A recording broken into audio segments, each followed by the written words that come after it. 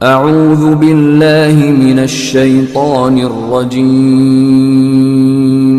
بسم اللہ الرحمن الرحیم۔ ایک دفعہ حضرت علی رضی اللہ تعالیٰ عنہ کی خدمت میں ایک شخص حاضر ہوا اور دستے ادب کو جوڑ کے عرض کرنے لگا، یا علی، وہ کون سا شخص ہے جس سے انسان کو بچنا چاہیے؟ بس یہ کہنا تھا تو امام علی نے فرمایا، اے شخص، یاد رکھنا انسان کی زندگی میں سب سے بڑی نعمت امید کی ہے۔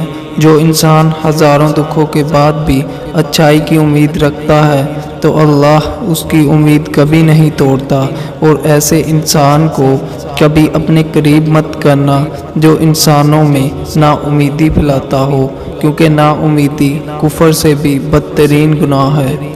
دیکھو کتنا کریم ہے وہ اللہ جو سوئے ہوئے پرندوں کو بھی درخت سے گرنے نہیں دیتا، کتنا رحیم ہے وہ اللہ جو ہر رات کے بعد دن کی امید دکھاتا ہے۔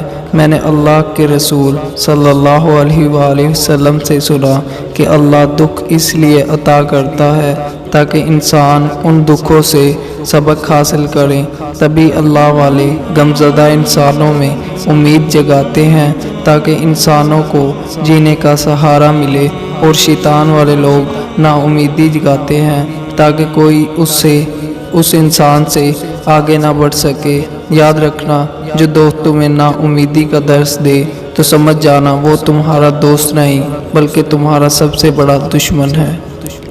دوستو، اسی طرح کی ویڈیوز روز دیکھنے کے لیے ہمارے چینل کو سبسکرائب کریں۔ جزاک اللہ۔